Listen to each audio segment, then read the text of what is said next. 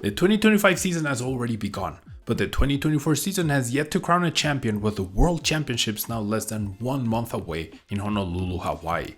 The tension is rising as trainers all over the globe are sharpening their skills and trying to come up with a meta-breaking deck that will leave everyone in the room perplexed.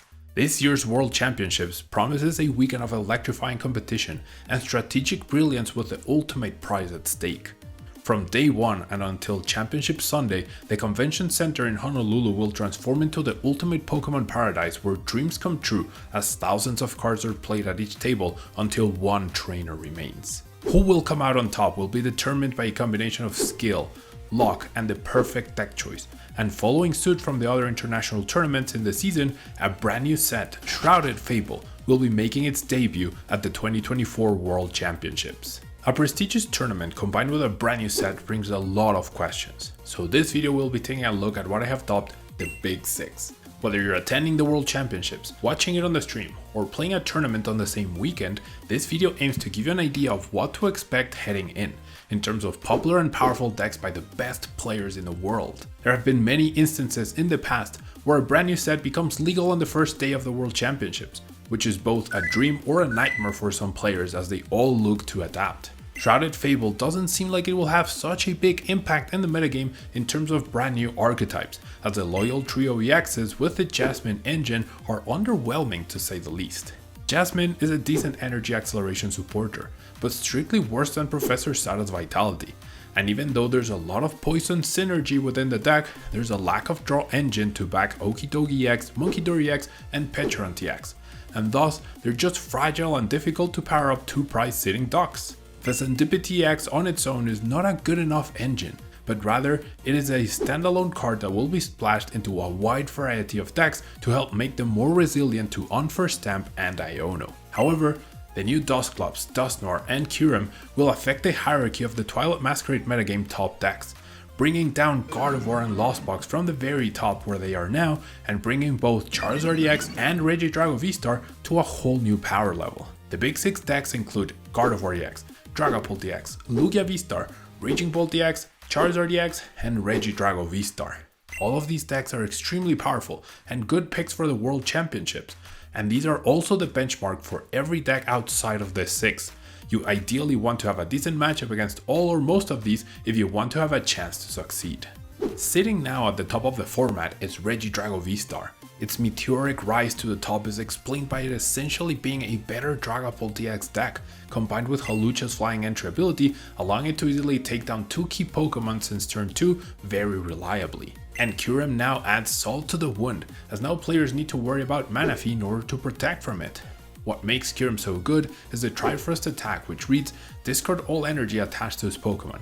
This attack does 110 damage to 3 of your opponent's Pokemon. And while its ability Anti-Plasma reduces the attack cost from 3 water and 2 metal energy to a single colorless energy if there is a card with Colress in its name in your opponent's discard pile, and other decks will tech in Kyurem as an anti-lost zone tech, Regidrago VSTAR will be able to copy the attack with Apex Dragon, allowing it to take out multiple low HP Pokemon against decks that like setting up, such as Charizard EX, Dragapult EX, or Gardevoir EX. This will give Regidrago VSTAR a new threat level that it didn't have before, and is the only missing piece to be added to its already powerful arsenal of attacks alongside Dragapult EX, Regidrago EX, and Hisuian Goodra VSTAR for it to become one of the top decks. By including Canceling Cologne to the list, Manaphy isn't even enough to prevent the Trifrost from wrecking your bench.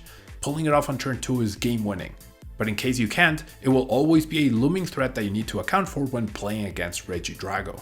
The other new addition of Versatility EX makes the deck less prone to disruption by Unfirst Stamp or Iono, which is one option to combat this deck and slow down the powerful offensive it mounts with a couple of Regidrago VSTAR, allowing you to more easily find key pieces each turn to adapt to any situation you're up against. On par with Regidrago VSTAR, however, is Charizard EX, and while it technically fell off heading into NEIC with the looming threat of Ogerpon, Raging Bolt, and Dragapult, Dusclops and Dusknoir are here to help bring it back to the very top of the format. Sacrificing a prize card with Dusclops Curse Bomb isn't so bad when you consider the payoff. It adds a 30 damage boost for Charizard EX's Burning Darkness attack, bringing it closer to the coveted 240 mark, and with the help of Defiance Band, that magic number becomes a reality, enough to one-shot every relevant basic B and Pokemon EX in the current format. But that's not all. Those handy 5 or 13 damage counters can be tagged onto any attack you unleash, potentially taking down a Pidgeot EX or even a Charizard EX in a single blow. Including a 2-1-1 evolution line of Dusclops and Dusknoir into your Charizard EX deck unlocks an explosive potential double Curse Bomb turn by evolving both Duskulls. Doing so will require you to sacrifice 2 precious prize cards and perhaps utilize Super Rod to retrieve one of the pieces. It's a high risk, high reward gamble. This does open the doors for even more aggressive tactics though. A combined Dusclops and Dusknoir play in one turn puts down 18 damage counters on your opponent's Pokemon. Or if you are feeling particularly audacious, a double Dusknoir play becomes a possibility with Rare Candy, raining down a whopping 26 damage counters in a single mind-blowing turn. While resource intensive, this exemplifies the extra options available with a 2-1-1 line compared to the more limited 1-1-1 approach. In order to help sustain the triple stage 2 deck, however, we have the brand new Versatility EX, another amazingly powerful card from Shrouded Fable, which helps us in drawing 3 cards with its ability every time our opponent has taken a KO. These extra resources go really well with Pidgeot EX's Quick Search when we need multiple pieces in any given turn. As we are fitting a whole new stage 2 line, playing Versatility EX over the Bibra line helps us find those crucial spots. If you haven't tested the Dusknoir line with Charizard EX, you might not be a believer yet, but I am very confident that this deck will be widely played amongst the world's best once August comes around. If you have enjoyed the video so far and found the information useful, please consider becoming a tablemon channel member through the join button down below. For as low as $1.99 a month, you can help support the creation of these videos. The next Big 6 deck is Dragapult EX. These type of aggressive and fast-paced decks are usually deemed low skill by many players due to the straightforwardness of their game plan. Decks in the past like Miraidon EX or Roaringman EX have also branded this low skill flag, yet they have been very successful in the past. Heading into Worlds, Dragapult EX decks in particular have a lot going for them, as they're very fast, making ties less of a concern. Have very good matchup against other Big 6 decks such as Regidrago VSTAR, Lugia VSTAR and Dragapult EX, and can go toe to toe against Charizard EX thanks to the weakness advantage of Teal Mask Ogerpon EX and the multiple ghosting effects to pressure since the very first turn. Despite running 3 different basic energy types, the synergy between Dragapult EX and Ogerpon EX is clear. And with a supporting cast of powerful Pokemon like Squawkabilly EX, Radiant Greninja, Sandy Shocks and Iron Bundle, it now gets the addition of Versatility EX for extra protection against Unfair Stamp and Iono, which run rampant in the format. The way to beat this deck is to slow it down and make it whiff a big KO by missing out on Professor Sada's Vitality for a turn. And that is where Disruption comes into play. However, Versatility EX's Take Advantage ability is a perfect fit to help cover this deck's major disruption weakness, as Mew EX's Restart can be underwhelming, fetching only 1 card sometimes versus the guaranteed 3 now. Its worst matchup from the Big 6 is likely Gardevoir EX, but the trend for this deck seems to be to cut Drifloon altogether in the post-NAIC metagame, which makes the matchup considerably worse. Between that shift, and the multiple ghost effects which allow you to potentially take down Ralts and Kirlias to limit their draw power, and no easy pickup for Monkeydora's Adrena Brain ability, Dragapult EX's simplicity could be its best tool for success. The next Big 6 deck is Lugia VSTAR. I have not been shy about my dislike for this deck, but you have to give credit where credit is due, and when the deck flows, it feels like the best and most versatile deck. It has a powerful single prize Pokemon in Cinccino, has single prizer's worst enemy in Iron Hands EX, buffed by the price reduction from Legacy Energy, and Lugia VSTAR itself is a very good bulky attacker itself.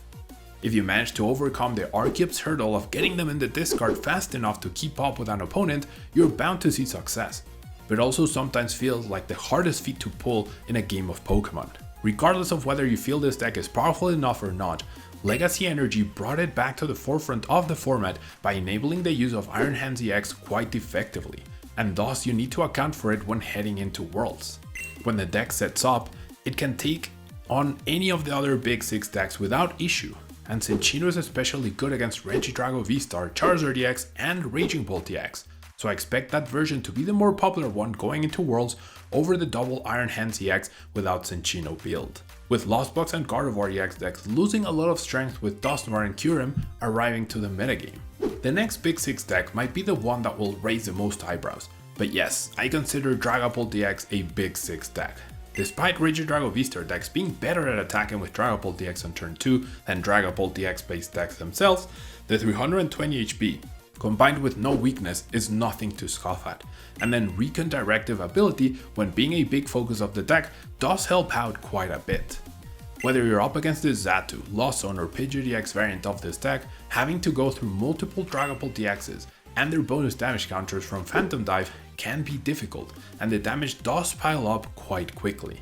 Despite the lack of big tournament results, since it has been legal for exactly one major only so far, NAIC, I have high expectations for this deck and generally feel like it is currently being very underrated as a deck, and most players wouldn't put it ahead of others such as Gardevoir EX or even Lost Box. Now, don't get me wrong, I'm not saying it is the best deck in the format, but it is very good, very consistent and massively underrated at this point in time. I think the best of Dragapult EX, whether at the 2024 World Championships or beyond, is yet to come.